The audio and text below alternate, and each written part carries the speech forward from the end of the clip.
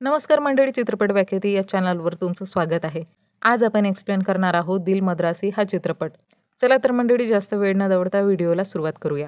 चित्रपटाच्या सुरुवातीला NIA team leader प्रेम आपली टीम घेऊन तामिळनाडू बॉर्डरवर नजर ठेवून आहे. त्याला माहिती मिळाली आहे की 6 कार्गो ट्रकद्वारे गन्स तामिळनाडूत आणला जाणार आहे. हे कार्गो ट्रक थांबवण्यासाठी प्रेम आपली टीम घेऊन पूर्ण तयार असतो. काही ऑफिसर सिव्हिल कपड्यात कार्गो ट्रकवर नजर ठेवून होते. तेवढ्यात चिराग त्यांच्यावर गोळीबार सुरू करतो. हाच तो कार्गो ट्रक घेऊन येत असतो. फायरिंग सुरू होताच सिव्हिलियन्समध्ये गोंधळ उडतो.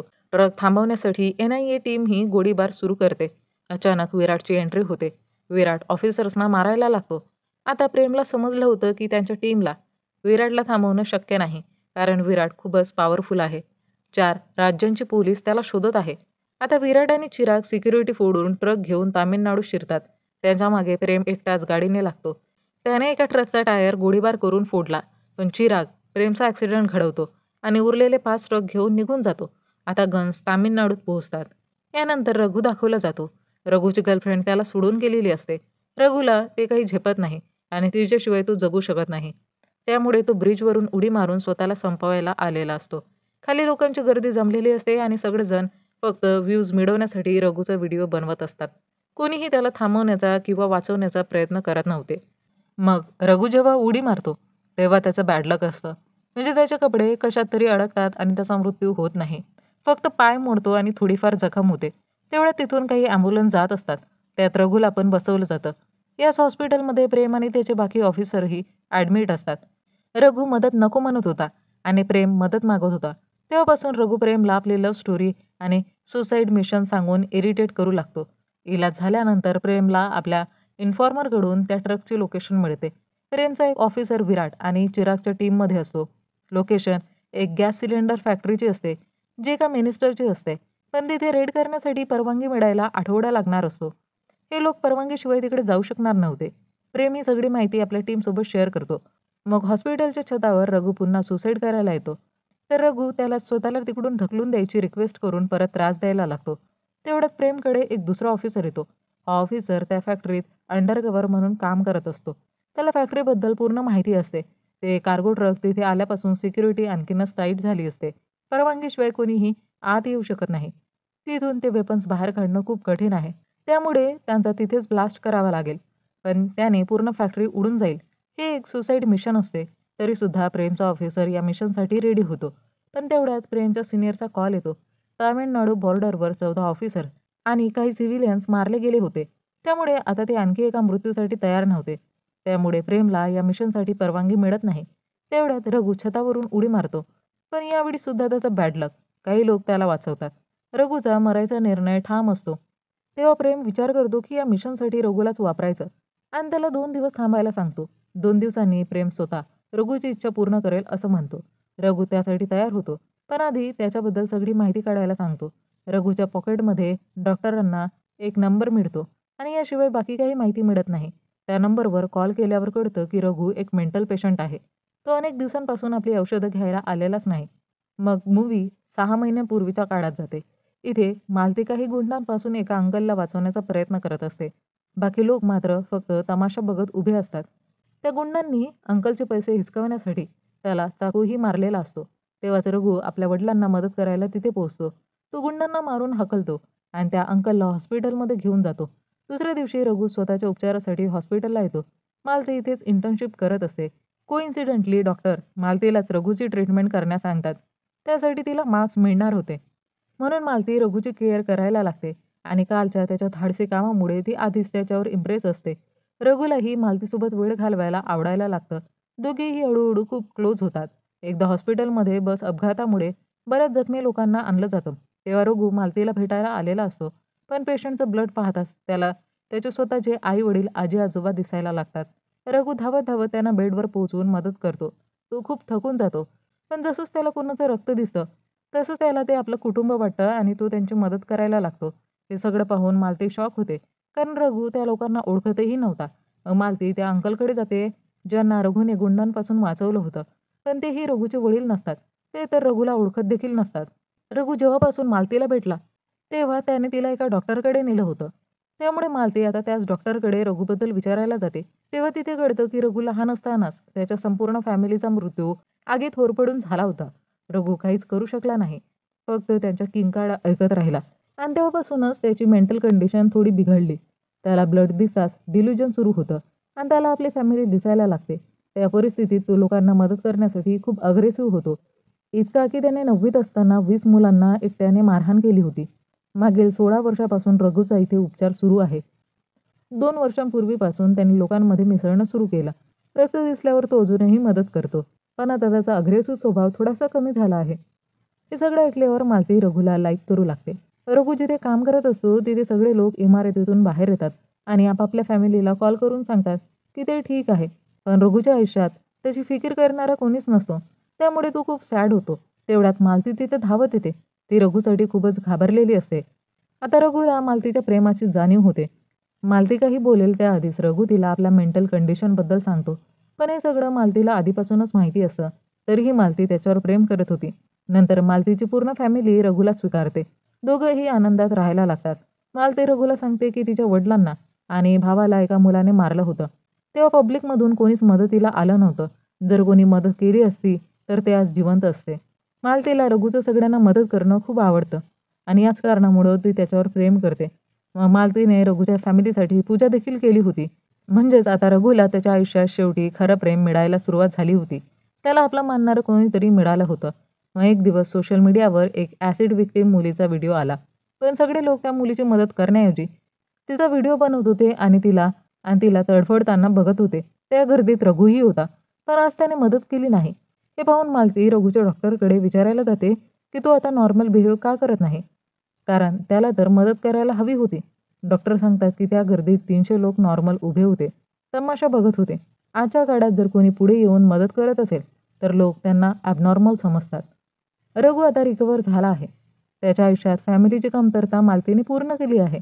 आता त्याला ब्लड दिसल्यावर डिल्युजन होत नाही. मालतीमुळेच रघुने लोकांची मदत करणं थांबवलं आहे. पण मालतीला ज्या रघुवर प्रेम झालं होतं तो रघु आता बदलला होता.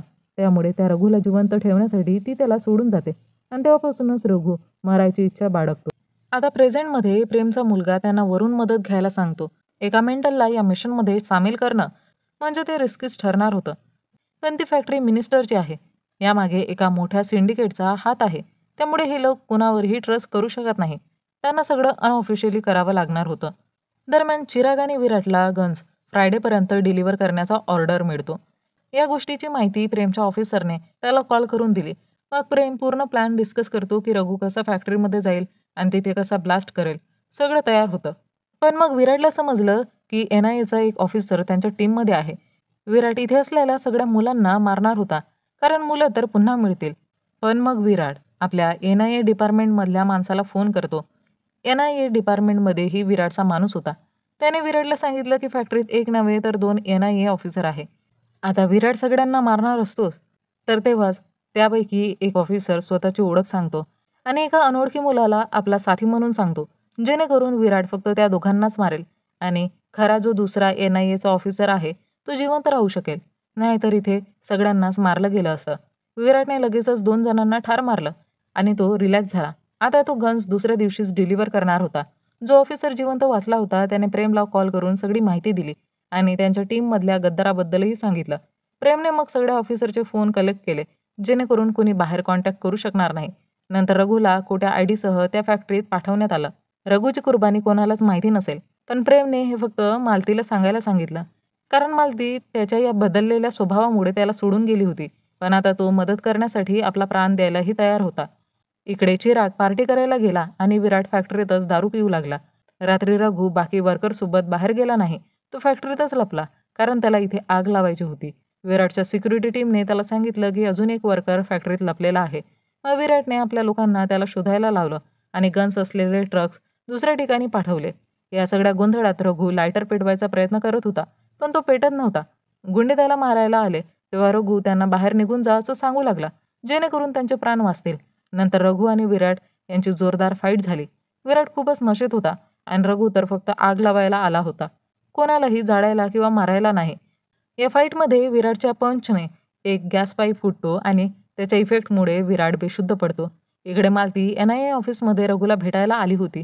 तिने रघुचा ब्रिजवरून उडी मारण्याचा व्हिडिओ पाहिला होता म्हणून ती त्याचा जीव वाचवायला आली होती. पण आता काही मिनिटातच रघु तिथे ब्लास्ट करणार होता. तेव्हाच रघु विराटच्या फोनवरून प्रेमला कॉल करतो. तो सांगतो की गन्स आधीच इकडून निघून गेले आहेत आणि फॅक्टरीत आता फक्त विराटच आहे. विराट खूपच डेंजरस आहे म्हणून प्रेम त्याला लगेचच मारायला सांगतो. पण रघु कोणालाच मारायला तयार नव्हता. इतक्यात चिरागचा कॉल येतो आणि रघु तो कॉल उचलतो. चिराग सांगत होता की विराटला मारू नकोस, तर दुसरीकडे प्रेम मारायला सांगत असतो. नंतर रघुचं मालतीशीही बोलणं होतं. मालती त्याला वचन देते की जर तो हे काम पूर्ण करून परत आला तर ती पुन्हा त्याच्यासोबत राहील. तेव्हा चिराग रघुला धमकी देतो की जर त्याने विराटला मारलं तर तो मालतीला शोधून ठार करेल. ही धमकी ऐकताच रघु विराटला गोळी मारतो. यानंतर एनआयए रघु आणि मालतीला आपल्या सेफ हाऊसमध्ये घेऊन जातात, कारण आता त्यांचा जीव धोक्यात होता. मालती रघुला खूप मारते की तो आपला जीव द्यायला का जात होता. ती त्याच्यासाठी औषधही घेऊन आली होती. पण लगेचच दाखवलं जातं की विराट फॅक्टरीमध्ये गुढी लागूनही शुद्धीवर आला होता. त्याचं रक्त पाहून रघुला पुन्हा डिल्युजन झालं आणि त्याने स्वतःच विराटचा जीव वाचवून त्याला बाहेर आणलं. आता गन्स असलेल्या ड्रग्सबद्दल माहिती फक्त विराटलाच होती, त्यामुळे त्याच्या शुद्धीवर येण्याची वाट पाहिल्या जात होती. तेवढ्यात प्रेम आपल्या मुलाला 2 दिवसातच त्यांच्या टीममधला गद्दार शोधून काढायला सांगतो आणि रघु आणि मालतीला परत एनआयएच्या हेडक्वार्टरला पाठवायचं ठरवलं गेलं. कारण जर चिराग त्यांना शोधत शोधत इथे आला तर त्याला विराट जिवंत असल्याचंही कळलं असतं, म्हणून चिरागला इकडून दूर ठेवणं खूप गरजेचं होतं. प्रेम मालतीला सगळं सांगतो की विराटमुळे तामिळनाडूला किती मोठा धोका आहे. जर राज्यात शांतता ठेवायची असेल तर चिरागला इथे येऊ द्यायचं नाही. मालती परिस्थिती समजून घेते आणि रघुला खरं काही सांगत नाही, कारण तो तिचा जीव धोक्यात घालणार नाही. मग मालती आणि रघुला एनआयए हेडक्वार्टर्सला पाठवलं जातं. इथे मालती रघुला समजावते की त्याने एनआयएची मदत करून कित्येक लोकांचे जीव वाचवलेत, कित्येक लोकांना मदत केली आहे. तेवढ्यात मालतीला आठवतं की रघुची औषधं ती सेफ हाऊसमध्येच विसरून आली आहे. त्यामुळे मालतीच्या सांगण्यावरून रघु ती आणायला निघतो. हेडक्वार्टरच्या बाहेर चिरागची माणसं लक्ष ठेवून होती. त्यांना मालतीची माहिती मिळाली आणि आता चिराग आपल्या माणसांसह अटॅक करण्यासाठी निघतो, विराटच्या मृत्यूचा बदला घ्यायचा म्हणून. चिराग संपूर्ण डिपार्टमेंट उडवायची तयारी करत होता. ही बातमी प्रेमला त्याच्या ऑफिसरने कॉल करून सांगितली. आता चिराग बाहेर निघाला होता आणि मालतीचाही जीव वाचवणं गरजेचं होतं. त्यामुळे प्रेम आपली संपूर्ण टीम घेऊन चिरागला पकडायला आला. दरम्यान रघु अजूनही सेफ हाऊसमध्येच होता. तेव्हा त्याला समजलं की सगळेच मालतीला वाचवायला गेले आहेत. इकडे चिरागने मालतीला शोधून काढलं होतं. त्याने आधीच सगळ्या सिक्युरिटीला संपून टाकलं होतं. तेव्हाच रघु विराटच्या फोनवरून थेट चिरागला कॉल करतो. रघु मालतीच्या बदल्यात विराटला परत देईल असं सांगतो. विराट अजूनही जिवंत होता, त्यामुळे चिराग मालतीला मारत नाही, पण तिथेच प्रेमच्या मुलाचा खून करून तो निघून जातो. या हल्ल्यानंतर प्रेम रघुला एनआयएपासून दूर करतो, कारण सिव्हिलियनला या सगळ्यात वापरायचं नव्हतं. तो स्वतः मालतीला शोधून परत आणणार होता.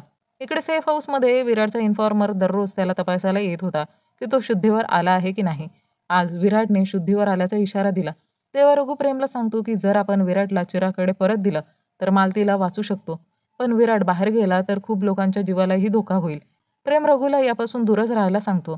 तेव्हा रघु रिक्वेस्ट करतो, जसं पोलीस आपल्या टीममध्ये डॉग ठेवतात तसंच मला ठेवा.